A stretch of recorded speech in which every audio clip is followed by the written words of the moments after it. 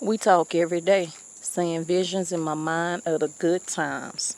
Granny, we miss you. You looking down saying we're in a better place now. Burden gang, we in the building, we in the building, we in the building, gang.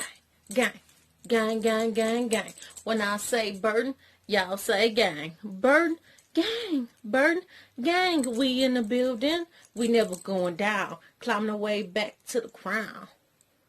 And joining us now here on the Factor Uncensored, we have a panel of women to talk about the Brianna Taylor case. Candace Weber, I'm sure you are hot about this, where there was no indictment tied directly to her death. Let's bring you into this discussion to talk about this.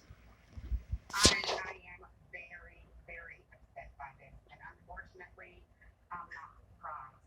Um, the fact that they killed this black woman sleeping in her bed, and they're walking away with not even a slap on the wrist is infuriating.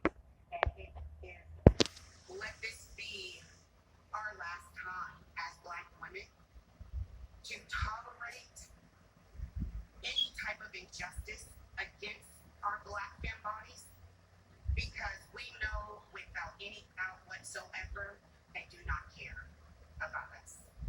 And there is no justice that we will ever gain in a system that has fundamentally been built on the demise of black bodies. And it is time for us to burn it down and reimagine and build what is right for black women and black folks. Amen. Sadida, as an attorney, your assessment of the situation. It's my Brianna Taylor particularly as it relates to African American in Houston, black Texas. women out there. Well, from a legal standpoint, we know that African American women, black women in particular, legally we really never had a voice. Listen, she's smart. Marginalized people in this country and have been marginalized from day one. Slavery, they created us to be these caricatures of a Jezebel or angry black woman, or make us less than. The Honorable Elijah Muhammad told us that a nation can rise no higher than its woman. And when you teach a man, you teach an individual. But when you teach a woman, you teach a whole civilization. So when you see the attack on the black woman, you know that this nation that we call America has been dwindling for a long time. But you know what? On today, right now, sisters, we are not taking it anymore. We say her name because we want to bring awareness Amen. to the marginalization and the violence on black women. But you got to protect the black woman because she is the mother of civilization. And as for today, me, myself, and I know the rest of these sisters on this conference video, we're not taking it anymore. We're going to let our voice be heard. So we see the violence in the street against the police officers. But you know what? This is a consequence of not protecting our mothers, not protecting the black woman. And we have not had a voice for so long, but on today, we speak loudly. Preach. And her name is Brianna Taylor. And Jerry, is this an attack on the black woman? This on Exile Factor. This is an attack Fox on the 26. black woman. It's always been an attack on the black woman. Had this been a Bethany, this would not have prolonged so long. Preach. The way it has been.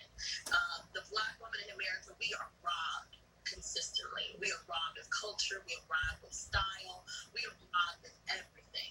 And not only the fact of that, we also are robbed how to support our black men, when they're broken, when they're hurt, and all these issues that are going on. We're as black women in America, we're taught to turn the other cheek, no matter what happens. And as of today, I agree with the sister before, this is no longer going to happen, right? It's no longer happening. We need to stand up together, right? We need to organize and implement our leadership skills the way we should.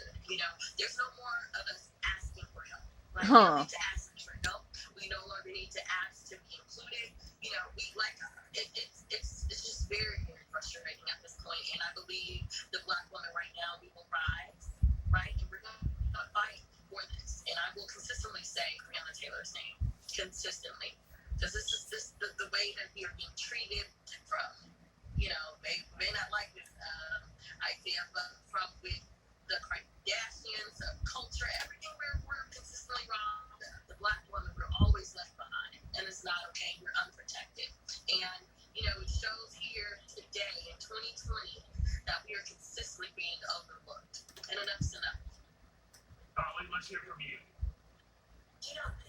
What's so complex about this entire situation. And when I say situation, I mean being a Black woman on this soil, is that what has been passed down to us, the residual effects of slavery, what's been passed down to us by our ancestors is the ability to continue to protect everyone else.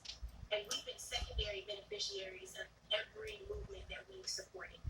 And right now, it is very, very important that not only we say her name, but that we also talk about the many people that came before her, including ourselves. It's a common tragedy to be a Black woman, to be on this side of oppression on all fronts.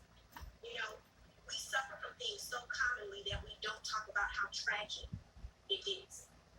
And now is the time to speak about these things. Yesterday was the time. We are past due.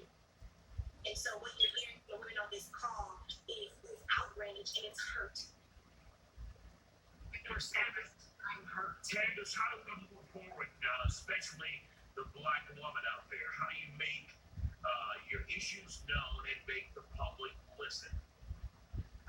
So first of all, I want to echo everything that my sisters are saying right now. It is absolute gospel, but it's the truth. Black women sit at one of the most dangerous intersections in this world. So we're Black, and we feel disdain, we feel prejudice, we feel discrimination, we feel hate because of the color of our skin. We are women, so we are expected to sit secondary in a patriarchal society. So this intersection right here, this Black woman intersection, it's dangerous, it's busy, but we are living in it. And if this intersection has not taken me out, let that be a testament to the strength that comes from the Black women community, the Black femme community. Where do we go from here? We tell everyone in every space. And a factor on Simpson, we talked to a former Dallas police officer and author and get their take on it. Stay with us. They were just talking about Brianna Taylor. They ain't been charged what they were supposed to be charged with. Oh. Indictments against these officers of the death of Brianna Taylor. Charles, wait, let's begin. Go ahead, Dwayne. Okay, I would say we're not surprised, but we're still just as equally disappointed. The Cameron stated that, do we want the truth or do we want the truth that fits our own narrative? Yeah, we actually do want the truth, sir, but the fact is you didn't give us the truth. You didn't give us the fact that these police officers lied on the police report saying no injury was done to Brianna. She had 6 bullets inside of her, that it was no forced entry. 6 bullets. Rammed the door, that they tried to care for them. They actually sent the ambulance away an hour before. They're claiming self-defense, but in Kentucky, the law states that self-defense cannot be applied for a third party, which Brianna Taylor was the third party. So in essence, this gentleman, Officer Hankerson, literally got indicted for shooting a wall in the other person's apartment, and no one served any time, no indictments for the killing of Brianna Taylor. So I think America's going to have to reckon with this, and the consequences has already began to happen. They're going to see a whole lot more of this around the country. Charles, your feelings on this? 3 things jump out at me about this shooting. The first is the fact that I think the warrant was bad. The warrant was based on bad information. The second was have officers shooting weapons at targets that they can't see. And the Look, third, y'all, that was her house. Failure to give Brianna Taylor immediate medical attention. To me, that's evidence of an implicit bias. Doesn't necessarily have to mean racial hatred. It just means treating her as the other, so to speak. Charles, you look at some of the reports that we've seen that came out of Louisville, Kentucky, and them trying to paint a picture of the officers on the scene, allegedly trying to paint a picture of Brianna Taylor being a criminal. Right. It's a bad shooting. It's a wrongful death for sure. But I wasn't surprised by the verdict because of the way the law is written and the way that I know that they interpret it. Dwayne, do you see it as a problem with the law or how the Attorney General there pursued the charges with the grand jury? Well, I think that, again, if they had followed the law, according to what I understand, in Kentucky, self-defense does not apply to a third party, but yet he's saying that they shot in self-defense. So if that is their smoking gun, saying they should not serve criminal time because of the law of self-defense, then does that law uphold in this case? The other thing I'm interested in is the ballistic report. We have Hankerson shooting through windows, shooting through walls. So it seemed as though he was not in the same place as the other two officers who were. So I'm thinking he was maybe in the back somewhere. I'm not convinced yet that the officer Batterley who got shot was not shot by Hankerson. So we need to really take a look at this ballistic reports. We need to do a better job of the investigation, because I'm not convinced with Cameron. I don't believe him, and I don't believe the police officers, because they've been proven to have lied several times, and it looks like Cameron may be one as well. Charles, do you have any concerns with the Attorney General Cameron there as well, and how he handled the investigation that led to the grand jury not coming back with any direct indictments against the officers as a result of Brianna's death? Yeah, and some of this, I don't think they're going to ever going to know. I mean, I don't know why they didn't have body cams on. I don't think that's to me, That's a big issue. from the very beginning. Still a cut here on the Factor Uncensored. In the early 90s, he was the most notorious and well-known neo-Nazi in this country in his teens, and they raised the movie The fuck? History X. To further civil rights. I became a hockey coach, and I introduced more black kids to the game of hockey over the last 25 years, hundreds, and so on. But where I'm fighting racism now today, the real racism that we have, is that I know for a fact, and other people do, that there are neo-Nazis who become police officers. And not even that, there's just a racial tendencies that is in the police department, and it's throughout our police departments. And so many people have thrown out, defund, abolish, but the truth is that the police in the 90s have broken the Fourth Amendment. They had two major rulings that allowed for them to search our cars, to pull us out, to frisk us whenever they want.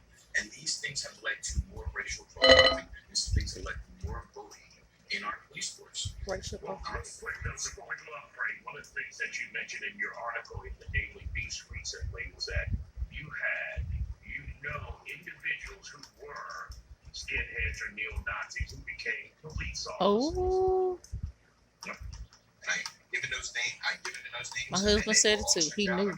You know. It's nothing I have to lie about, right? I came up in a movement where we would mingle with David. I came up in a movement where they would send people up to Philadelphia, where I was a neo-Nazi. We had a huge number, 9. We were one of the biggest movements in the. He now supporting Black Lives Matter, guys.